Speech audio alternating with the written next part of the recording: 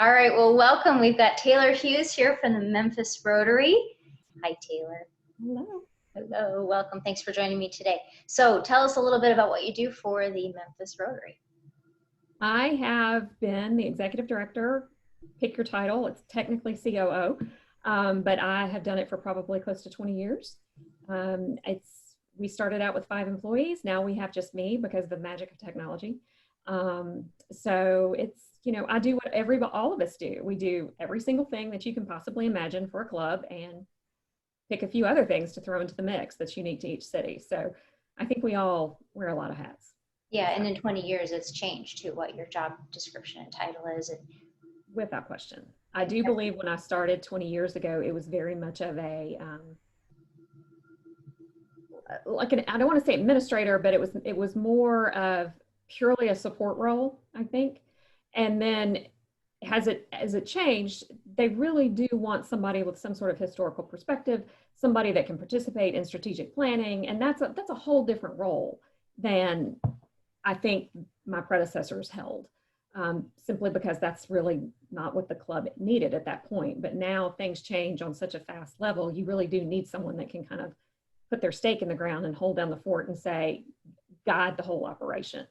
So I think our jobs have changed a lot in this team. And I think every year the board has different expectations. Your president comes in with different ideas. Sometimes you're going forward, sometimes you're going backwards.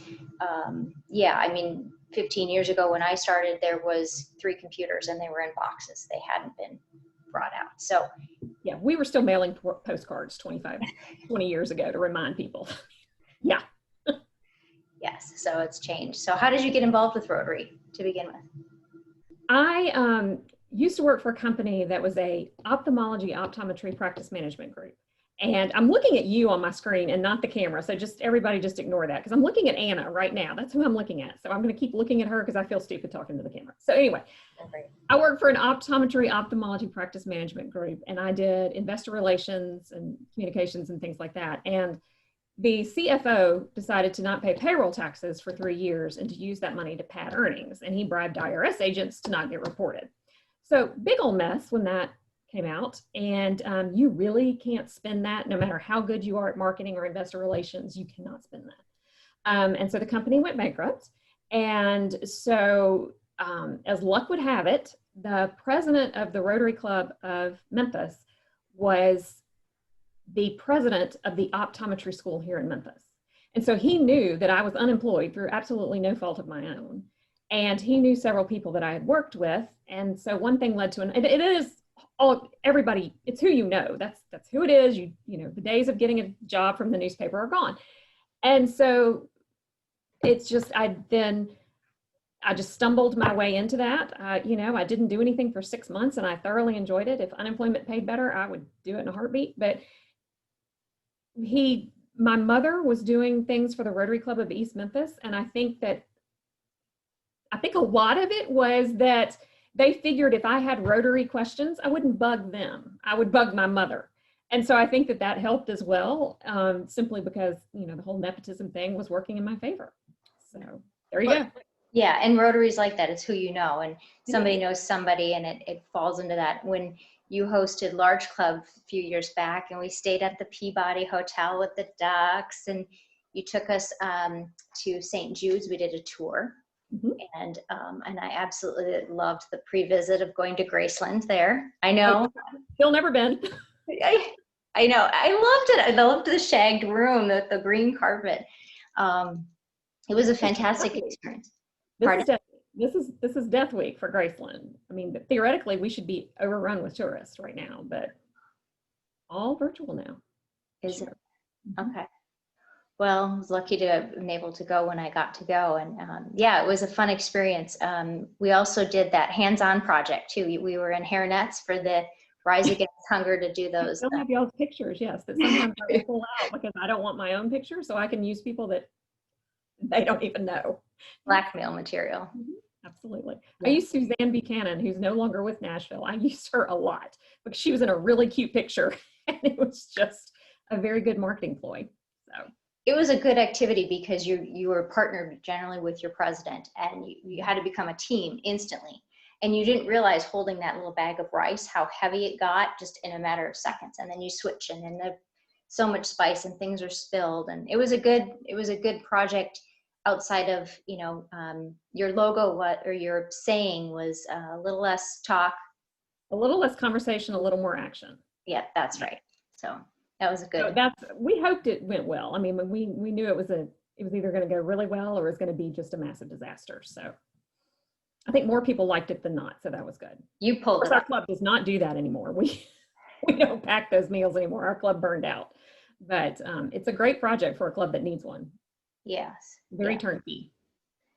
It was a great experience. So I'm very glad to have been doing that. So, well, we know you're a foodie, and I know that you're kind of locked up now, and your cookbooks. No, I should have, my background's terrible, so don't look at the cookbooks. There's just a whole bunch of them over there. It's a sickness. Just don't try to calculate the money in cookbooks. It's really embarrassing. No. And you've got a new shelter dog and a cat. He's not new, but he's 100 pounds, and I'm surprised not barking, because he barks at everything, because I think that's what shelter dogs learn. If there's ever a noise, you bark at it. And then all your friends join in and bark at the same time. So that's what I've got going. It happens a lot during the Rotary meetings. And as I was telling Anna before, my cat decided to participate in Rotary, sitting right here today. I tried to get rid of him and it just wasn't working. And so he just sat there the whole time. So very professional. So it's great to have those visitors, though. What are you going to do? So your club is it is just Memphis. You don't really have any business going out in the wild in Memphis, because we are our rates of coronavirus are not positive. I'm not getting in it.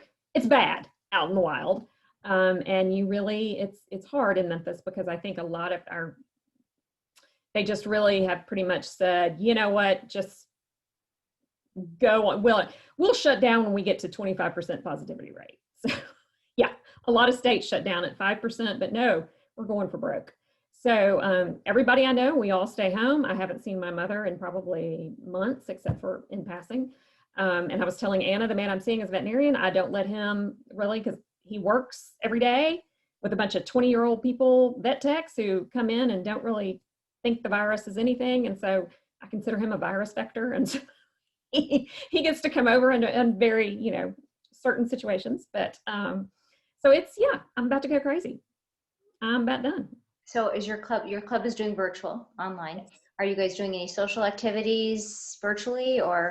No, we tried to do some virtual happy hours, and I know some other clubs have a lot of success with that. We did not. It was horribly awkward, and so we just kind of let that die a quiet death. We are looking to, we have done projects. We have done hands-on projects. We've done a lot of mobile food pantries and things like that, where you can be outside. You don't have to breathe in each other's face, and you can, do some sort of community service. That seems to be what's working for us right now. We are looking, one of our members has volunteered his backyard for a big social gathering as soon as it's not oppressively hot outside, because it's brutal. But that's probably going to be our first organized event, because we can be outside, be spread out. But we are limited to 50 people. So by the time you add in spouses, you almost, you're not going to get a huge percentage of the club. So it's tricky. Yeah, really, it is true. And I'm open to all suggestions on how to bring it together, because it is, it's a scary time, because you really do, you can kind of feel people slipping away, and you try to rein them back in and do what you can. So yeah, we're not allowed to have gatherings of any size right now. So even kind of getting people to meet at a restaurant's a no-no. But and we're facing 110 degrees today. So it's not like you want to be outside either, too. No, we have Rotary clubs here locally that are doing it. They're meeting outside on patios like every other week, but I don't want to go, it's hot. And you're in a mask and you're suffocating. No. Yeah. It's not of interest to me. So, and what I really worry about, I think, is that we finally pull the trigger and have some sort of something. And, next I'm going to see a headline that says massive coronavirus cluster traced back to the Rotary Club of Memphis. And that is just like the horror that I have, because That would just be so typical. And so I just, and I don't need, membership is hard enough. I don't need to willingly kill off my members. That's just not my goal. So we are taking a much more conservative approach than the other smaller clubs in our city. Yeah.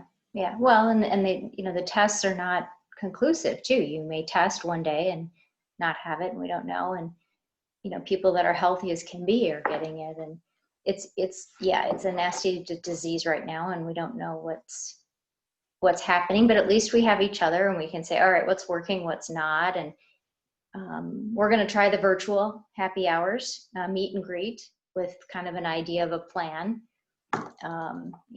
Introduce who you're with, talk about your day, and then hopefully we can share that in a Zoom where everybody gets a chance to talk. But now, are you doing these with your club members? What you're doing with the executive directors, are you doing it with your club members? Yeah, we've been doing a spotlight every week, and our members love it. They are lined up, and our virtual Rotary meetings are on Mondays, and we're only having 45-minute short meetings. We've cut out the invocation pledge, everything. It's just pretty much the speaker, and because of that, we've got some saying that's enough, some that are saying we want more.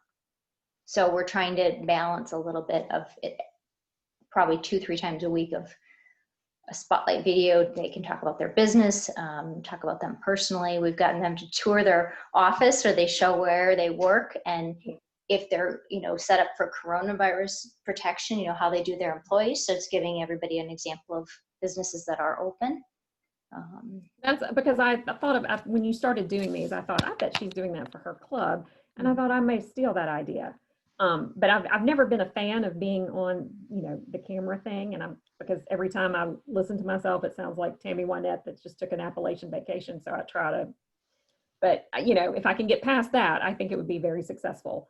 No, I've taken so many great ideas from you over the years. So yeah, we've done new member introductions. We're going to start doing check presentations this way, because members' attention on Zoom is just nothing, and try to get a little bit every day out is what we're attempting to do. So no, I think I may steal the idea. I may try to get one of my news anchors to actually do it instead of me, but I think it's a great idea.